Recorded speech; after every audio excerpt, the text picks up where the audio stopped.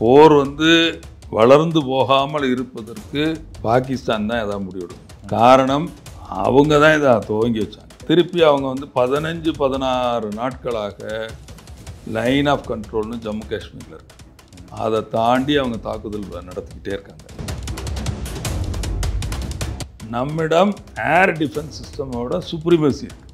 So நம்ம அது போக இந்த எல்லா ஏர் டிஃபென்ஸ் சிஸ்டத்தையும் ஒருங்கிணைத்து ஒரு சென்ட்ரல் கமாண்ட் சிஸ்டம் சொல்லப்படாத ஒரு இடத்துல இருக்குது.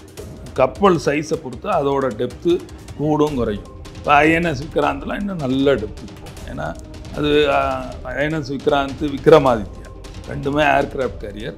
இப்போ வந்து ஒரு சாஃப்ட்வேர் வந்து நம்ம இந்தியா சொந்தமாக தயாரித்து எல்லா ரடார் சிஸ்டமும் இன்டகிரேட் பண்ணி, அதனால் நம்ம வந்து ஏர் டிஃபென்ஸ் சிஸ்டமில் சுப்பீரியர்.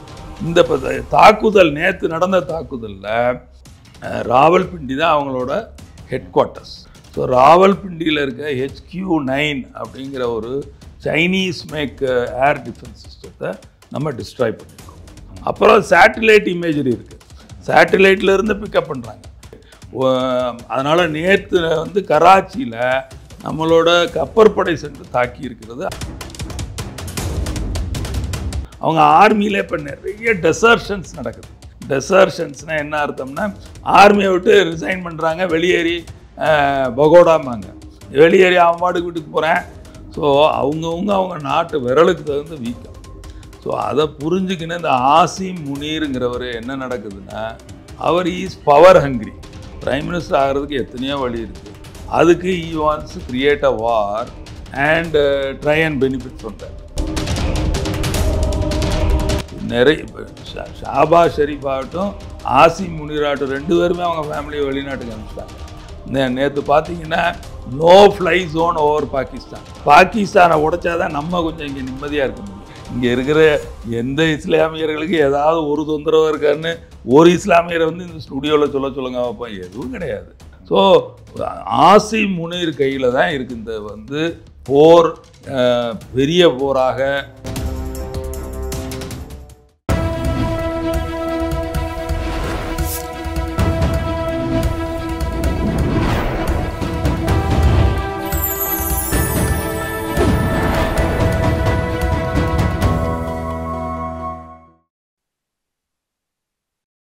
சேனல் 5 தமிழர்களுக்கு வணக்கம். இன்றைய நேர்காணலில் நம்முடன் இணைந்திருப்பவர் எக்ஸ் சப்மரைன் ஆஃபீஸர், முன்னாள் நீர்மூழ்கி கப்பலின் வீரர் திரு NK ராமன் அவர்கள். வணக்கம் சார்.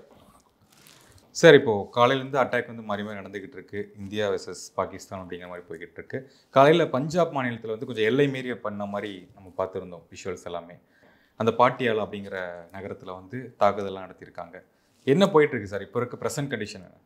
ப்ரெசன்ட் கண்டிஷன் பாகிஸ்தான் வந்து கிட்டத்தட்ட 23 இடங்களில் தாக்குதல் நடத்தியிருக்காங்க. அதே மாதிரி நம்மளும் அவங்க மேலேயும் 23 இடங்களில் இப்போ பதிலுக்கு பதில் டிட் ஃபார் டேட்டு தான் ஓடிக்கிட்டு இருக்கு. காரணம் எஸ்கலேஷன் ஆகிக்கினே இருக்குது. எவ்வளோ தூரம் போகும் அப்படிங்கிறது யாராலையும் சொல்ல முடியாது. போருன்னு வந்துட்டால் அந்த இந்த போர் வந்து வளர்ந்து போகாமல் இருப்பதற்கு பாகிஸ்தான் தான் எதாவது முடிவெடுக்கணும். காரணம் அவங்க தான் இதை துவங்கி வச்சாங்க. பகல்காமில் செய்த நாசகரமான வேலை அவர்களுடைய பொறுப்பு.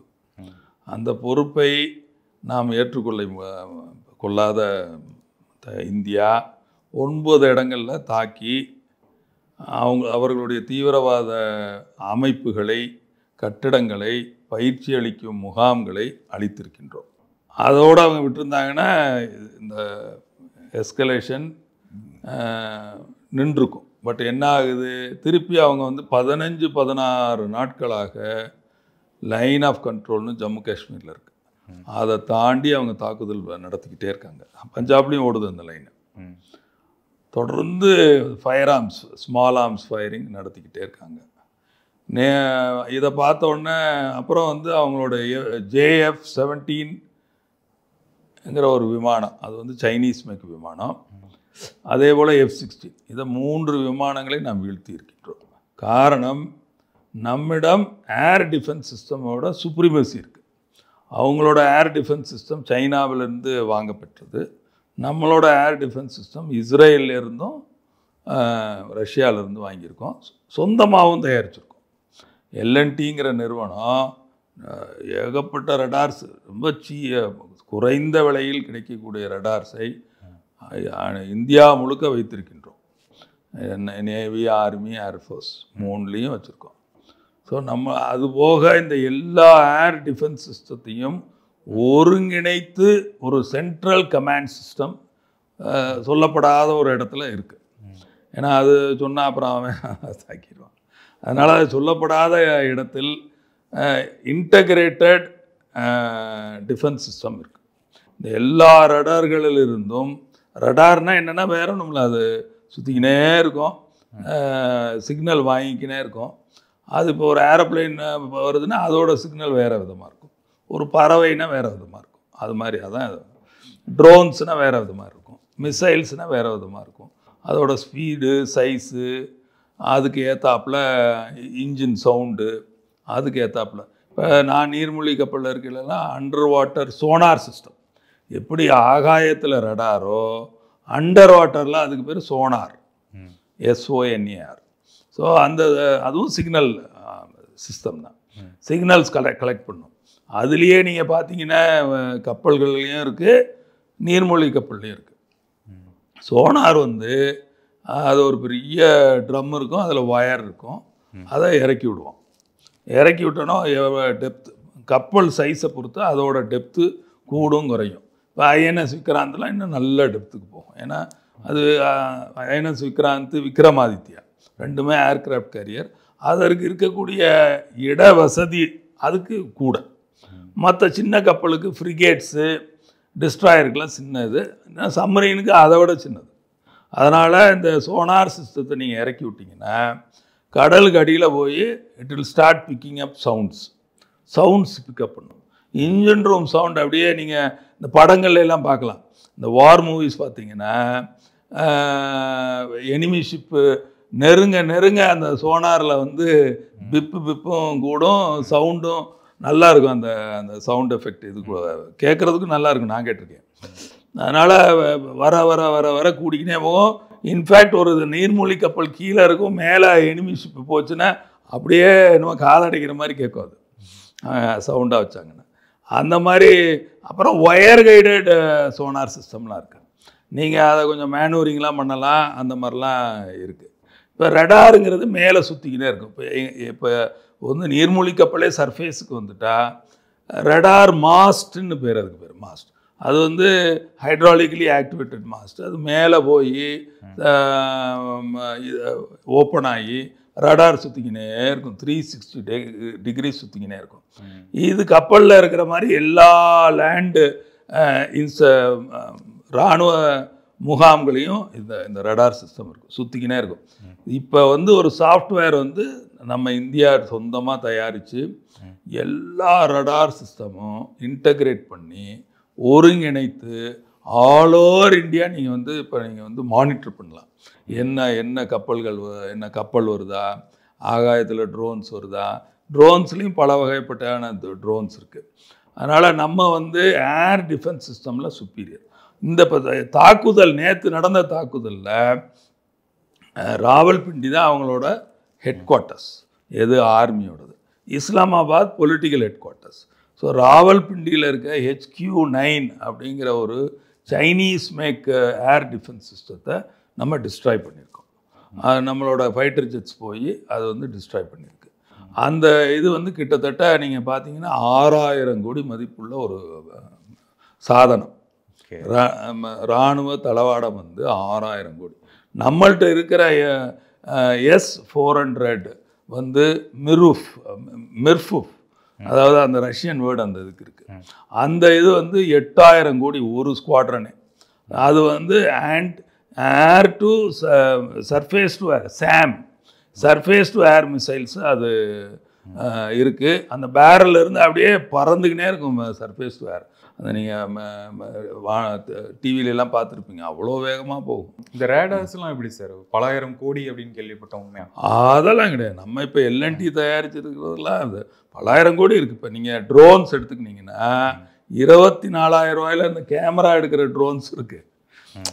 அதில் சின்ன இதை பொறுத்தி நம்ம லாய்ட்ரிங்பாங்க. லாய்ட்ரிங்னா அப்படியே சுற்றிக்கினே இருக்கும். லாய்ட்ரிங்னா என்ன இங்கிலீஷ் தமிழ் அர்த்தம்னா இங்கே நடக்கிறது, அங்கே நடக்கிறது, இங்கே போகிறது, திரும்பி வர்றது, அது மாதிரி பண்ணிக்கிட்டு இருக்கு இந்த லாய்ட்ரிங் மியூனிஷன்ஸு. அது போய் சிக்னல்ஸ் கலெக்ட் பண்ணிக்கின்னு இதை அனுப்பிச்சிக்கினே இருக்கும். இந்த இன்டகிரேட்டட் இந்தியன் கமாண்ட் கேமரா மாதிரி. ஆமாம், கண்காணிப்பு கேமரா மாதிரி சோனார் சவுண்ட்ஸ் பிக்கப் ஆகும். மெயினாக வந்து சவுண்ட்ஸ் தான் பிக்கப் பண்ணோம். சவுண்டு பிக்கப் பண்ணால் ஏன்னா அந்த ஏர்க்ராஃப்ட் வருதுன்னா சவுண்டு பெருகிக்கினே போகும். அப்போ அவங்களுக்கு தெரிஞ்சிடும். ஃபயரிங் டயத்தில் அவங்களுக்கு சவுண்டு அதிகமாக இருக்கும். அப்புறம் சேட்டிலைட் இமேஜரி இருக்குது. சேட்டிலைட்லேருந்து பிக்கப் பண்ணுறாங்க.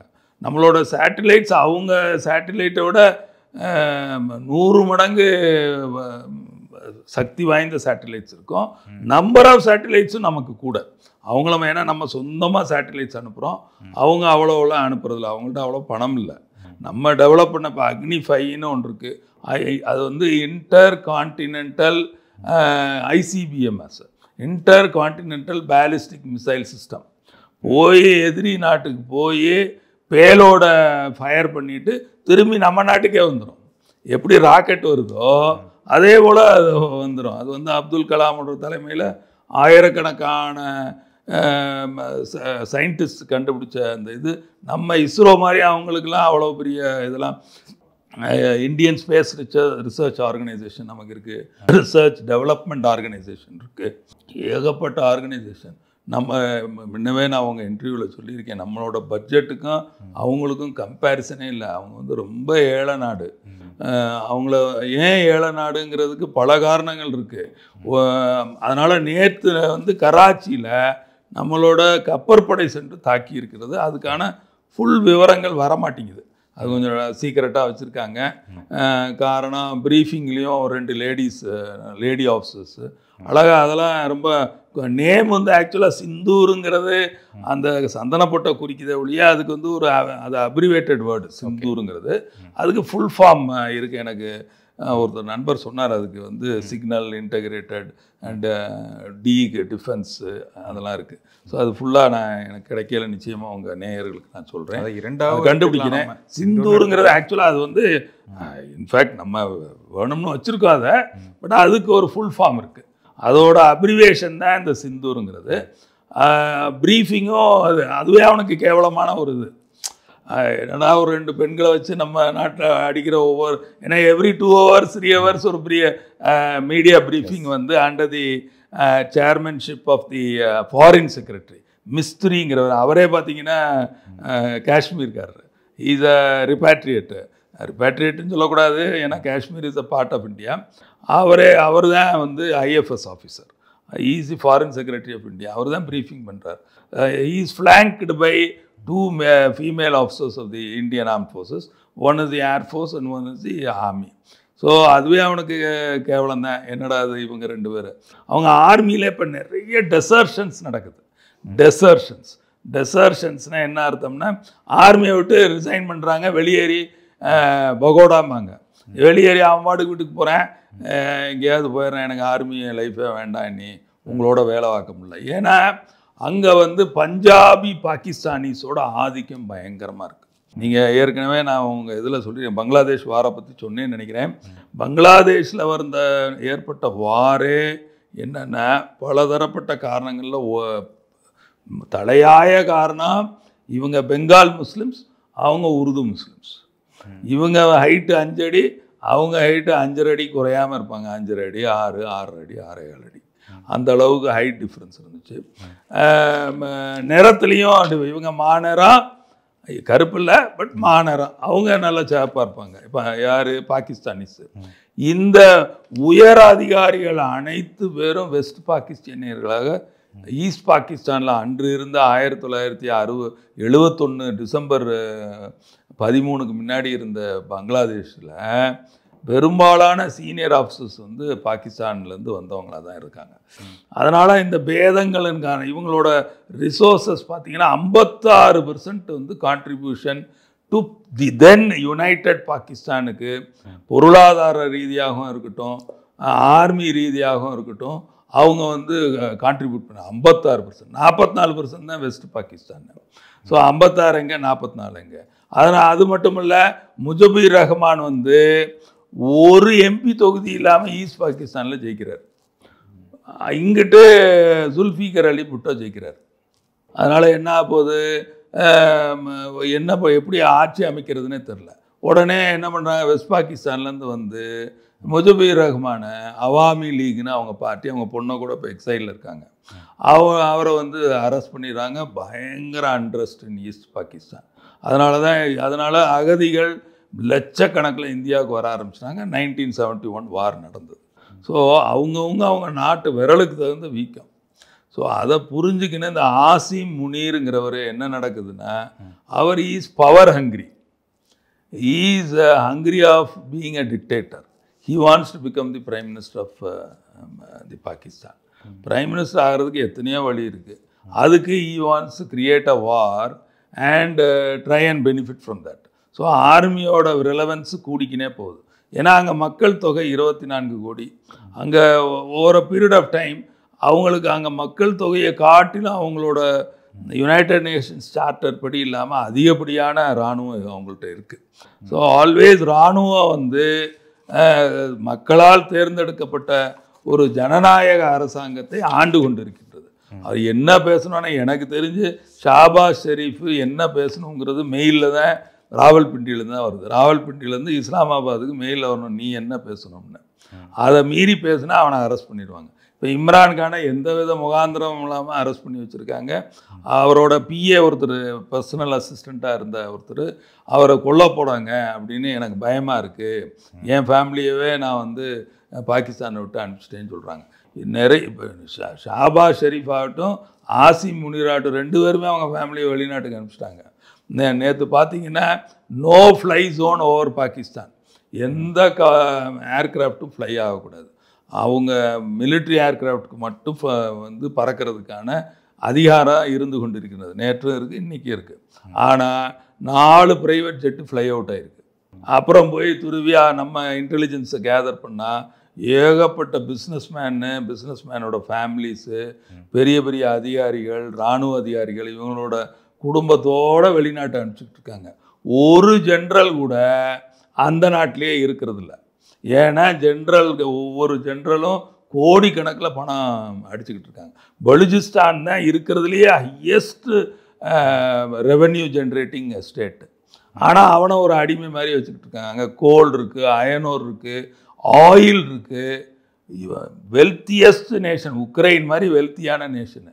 உக்ரைனை ஏன் பிடிக்கணும்னு ரஷ்யா நினைக்குது. ஒன்று அவங்க நேட்டோவில் சேரக்கூடாது. அதுபோக அவங்கள்ட்ட வந்து மினரல்ஸ், அது ஒரு ரேர் மினரல்ஸ்ன்னு சொல்லுவாங்க. இந்த பேட்ரி தயாரிக்கிறதுக்கான மினரல்ஸு, பல வகையான தேவைகளுக்கான மினரல்ஸும் அவங்கள்ட்ட எக்கச்சக்கமாக நம்ம வந்து உக்ரைனில் இருக்குது.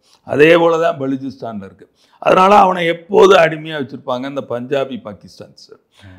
Punjabi Pakistan major generals, major general, lieutenant general, நேவியில் ஆர்மி அட்மிரல்ஸு எல்லாருமே பஞ்சாபி பாகிஸ்தானிஸாக தான் இருக்காங்க.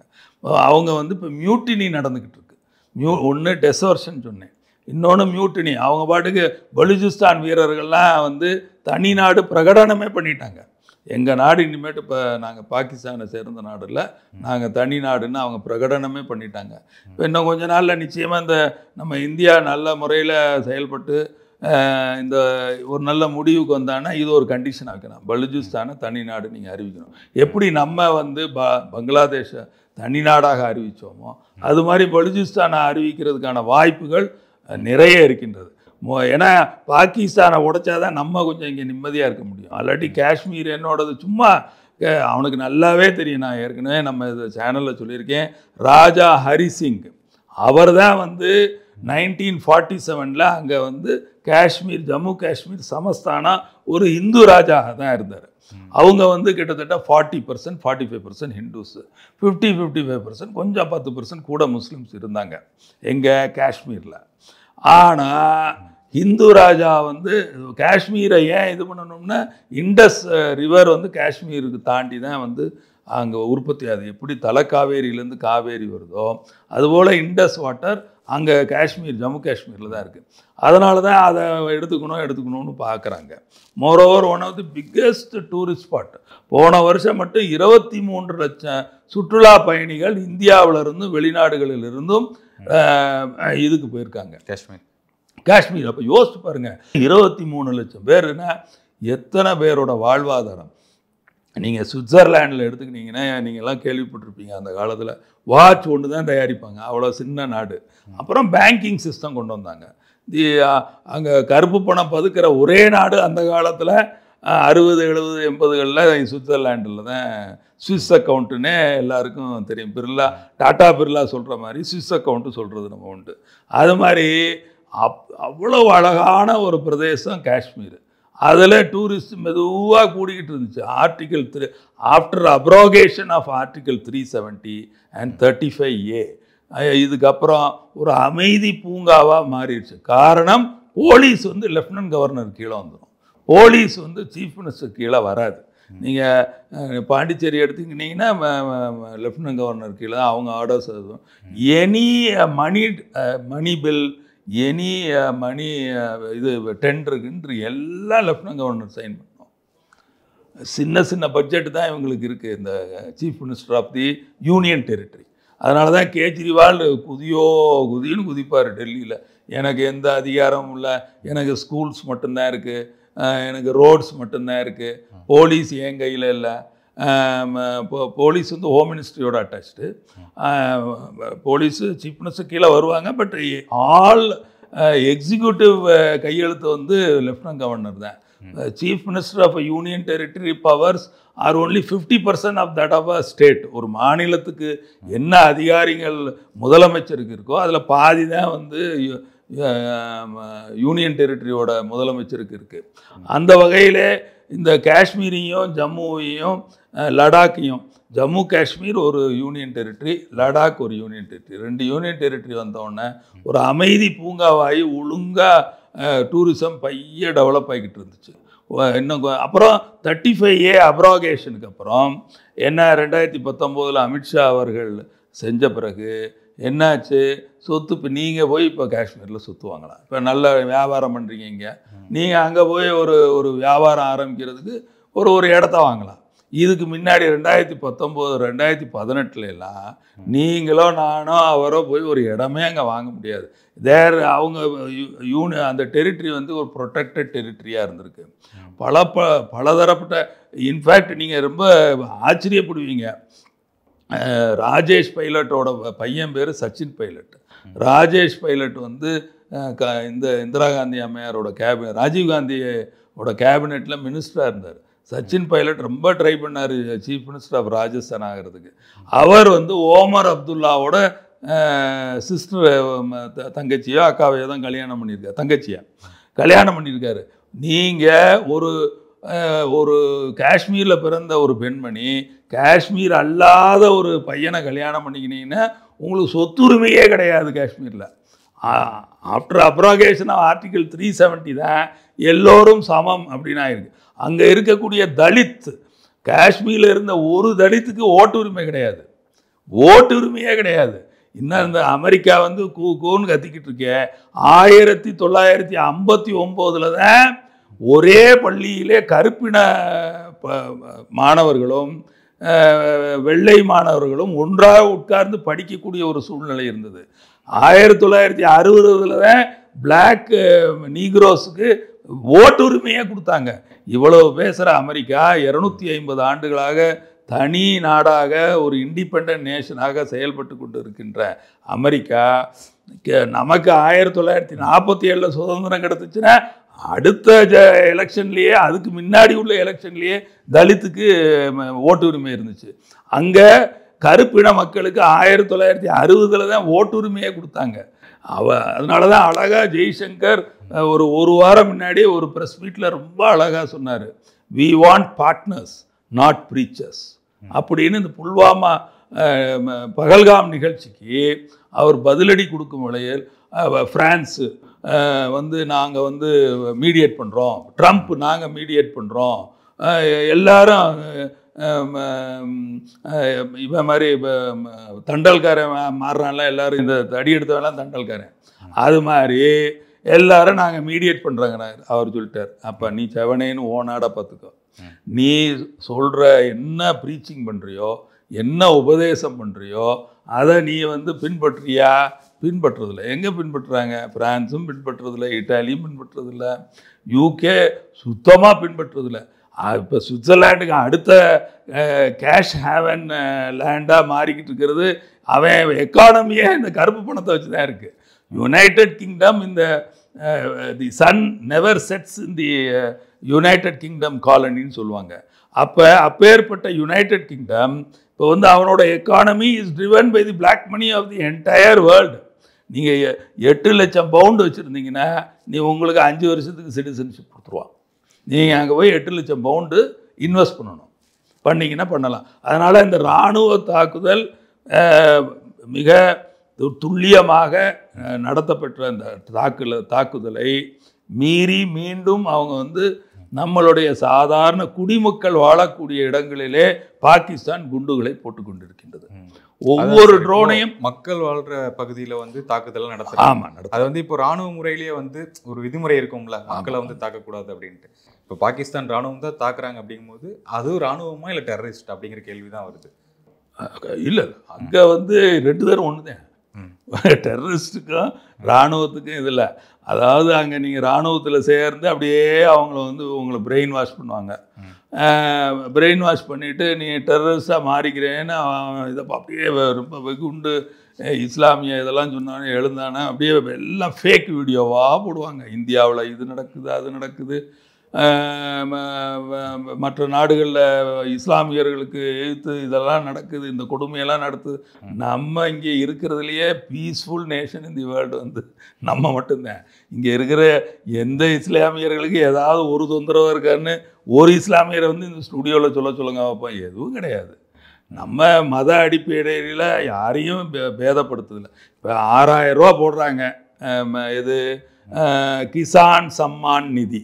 யார்? நரேந்திர மோடி அவர்கள், மதிப்பிற்கும் மரியாதைக்கும் உரிய நரேந்திர மோடி அவர்கள் கிசான் சம்மான் நிதி போடுறாரு. 6000 ரூபா பெர் ஃபார்மர். நீங்கள் 2 ஏக்கர் இருந்தால் நீங்கள் எலிஜிபிள். நீங்கள் முஸ்லீமாக இருந்தால் 2 ஏக்கராக இருந்தாலும் உங்கள் அக்கௌண்ட்டுக்கு 6000 வருதா இல்லையா? 3 முறையில் 2000 2000 2000 போடுறாங்களா இல்லையா? இஸ்லாமியர்களாக இருந்தால் உங்களுக்கு வீடு கிடைக்குதா இல்லையா? எந்த திட்டமானாலும் எல்லாருக்கும் சமம். அதுதான் இந்தியாவில் இருக்குது. நம்ம நாட்டில் அவனோட ஒரு 4 கோடி இஸ்லாமியர்கள் தான் கம்மியாக இருக்காங்க. அவங்க நாட்டில் 24 கோடி, நம்ம நாட்டில் 20 கோடி இஸ்லாமியர்கள் இருக்காங்க. அப்போ இதை விட ஒரு சிறந்த நல் இணக்கத்தோடு வாழக்கூடிய ஒரு தேசத்தை எங்கேயாவது பார்க்க முடியுமா? எத்தனையோ கிறிஸ்டியன்ஸே கிட்டத்தட்ட இப்போ 10 கோடிக்கு வந்துட்டாங்க. மொத்தம் 30 கோடி கிறிஸ்டியன்ஸ் இருக்காங்க. 140 கோடியில் 110 கோடி தான். அப்புறம் சீக்கியர்கள் 4-5 கோடிக்கு மேலே இருக்காங்க. பஞ்சாபோட பாப்புலேஷன் 4-5 கோடி ஆகும். 120 எம்எல்ஏ அவங்க.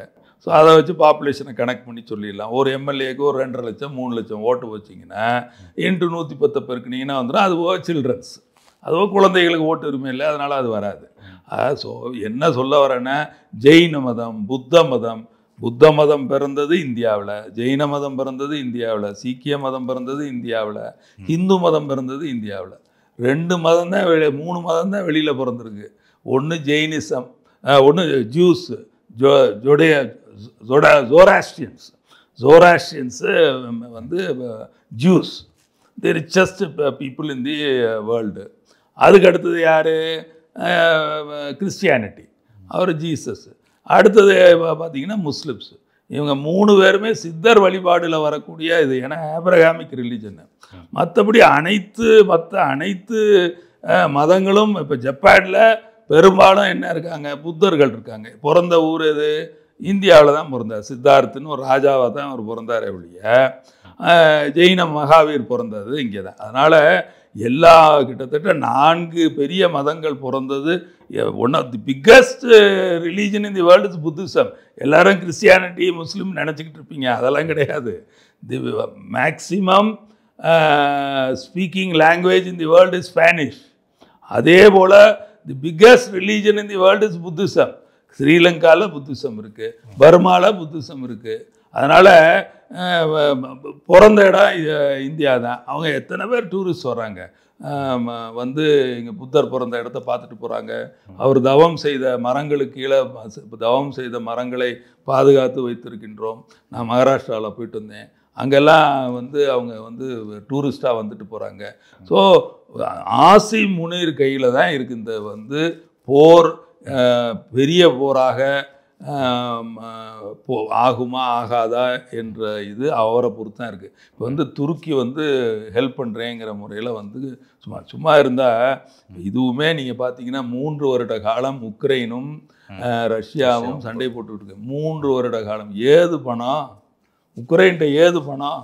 ரஷ்யாட்டே இல்லைங்கிறாங்க. ரஷ்யாவுக்கு north Korea arms and ammunitions கொடுத்துக்கிட்டு இருக்கு, சைனா அனுப்பிச்சிக்கிட்டு இருக்கு, கம்போடியாவிலேருந்து போகுது, வியட்நாம்லேருந்து போகுது, இந்தியாவிலேருந்து போகுது ரஷ்யாவுக்கு. இராணுவ தளவாடங்களை வாங்கி கொண்டிருக்கின்றார்கள். முன்ன வந்து நம்ம நாடை பனானா ரீபப்ளிக்னு சொல்லுவாங்க. காரணம் என்னென்னா, ஒரு கப்பல் நிறைய எண்ணெய் வரும், அதற்கு பதிலாக நாம் வாழைப்பழங்களை ரஷ்யாவுக்கு அனுப்புவோம். ஒரு கப்பல் நிறைய வாழைப்பழம் போகும். காரணம், அங்கே வந்து குளிர் பிரதேசம், வாழை மரம் வளர்கிறதுக்கான வாய்ப்பே கிடையாது. அதனால் இந்தியாவோட இராணுவ சக்தி அவர்களை விட ஆட்கள் முறையிலே 4 மடங்கு பெரியது. ஆனால் digital, electronic, intelligence, satellite, air defence system, இதை வைத்து பார்த்தால் கிட்டத்தட்ட 20-30 மடங்கு சக்தி வாய்ந்த ஒரு மிலிட்ரியாக இராணுவமாக திகழ்ந்து கொண்டிருக்கின்ற இந்தியாவை ஒருபோதும் அவர்களால் வெற்றி பெற முடியாது. எனவே ஆசி முனீர் அவர்கள் நல்ல நிதானமாக யோசித்து எல்லோரையும் ஆலோசித்தாலே நிச்சயமாக நல்ல ஒரு தீர்வு வந்து வீல் ஸ்டாப் தி வார். ஒரு 5 பேரை நாங்கள் அந்த 5 பேரை அனுப்பி விடுகின்றோம், இதோடு நிறுத்தி கொள்ளுங்கள் என்று கேட்பதற்கு பயந்து கொண்டு இருக்கின்றார். ஏன்னா army chief is answerable to the people of Pakistan. இல்லை அப்படி பண்ணால் முடிஞ்சிருமா? ஒரு 5 பேர் அஃப்கோர்ஸ் மன்னிப்பு கேட்டுவிட்டு 5 பேரை அனுப்பிச்சு இனிமேட்டு டெரரிஸ்ட் ஆக்டிவிட்டி. ஏன்னா நீங்கள் பார்த்தீங்கன்னா 2008 பாம்பேயில் நடந்துச்சு. பாம்பேயில் நடந்தது. கசாப்னு ஒருத்தர் வந்து ட்ரையல், அவருக்கு கூட நம்ம வந்து ஜனநாயக ரீதியாக அவருக்கு ஒரு வக்கீலை கொடுத்தோம், அவர் தங்குவதற்கு நல்ல இடத்தை கொடுத்தோம். அந்த ஜெயில் பேர் இப்போ ஞாபகம் பண்ணி, பாம்பேயில் ஒரு ஜெயில் இருக்குது. இப்போ நம்ம புழல் ஜெயிலுங்கிறோம், மதுரை சென்ட்ரல் ஜெயிலுங்கிறோம். அது மாதிரி அங்கே வந்து மகாராஷ்டிராவில் ஒரு ஜெயில் இருக்குது, அங்கே தான் அவரை தங்க வைக்கப்பட.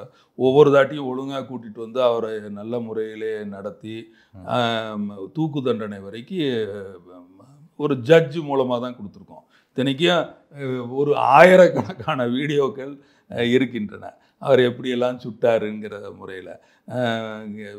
Victoria terminal, VT train railway station இருக்குது, அங்கே சுட்டிருக்காரு, இதில் சுட்டிருக்காரு, தாஜ்மஹால் ஹோட்டலில் சுட்டிருக்காரு, வீதியெல்லாம் சுட்டிருக்காரு, நரிமேன் ஹவுஸ்னு ஜூஸ் தங்கக்கூடிய இடங்களிலே சுட்டு இருக்கின்றார்கள். அதையெல்லாம் மீறி இவ்வளவு ஐ விட்னஸ் இருந்தும் ஜனநாயக ரீதியாக அவரை வந்து கோர்ட்டில் நிறுத்தப்பட்டு அவருக்கு தண்டனை வாங்கி கொடுத்தார்கள் இந்தியர்கள். அத்தகைய இந்தியர்களை அவர்கள் தாக்குவது தவறான ஒரு செயல். அவர்களும் இந்த நாட்டை சேர்ந்தவர்கள் தான். 1947க்கு முன்னால் அவர்களும் இந்தியர்களாகத்தான் இருந்தார்கள். அதை அவர்கள் சிந்திக்க வேண்டும் என்று நான் சேனல் 5 தமிழ் நேயர்களை கேட்டுக்கொள்கிறேன்.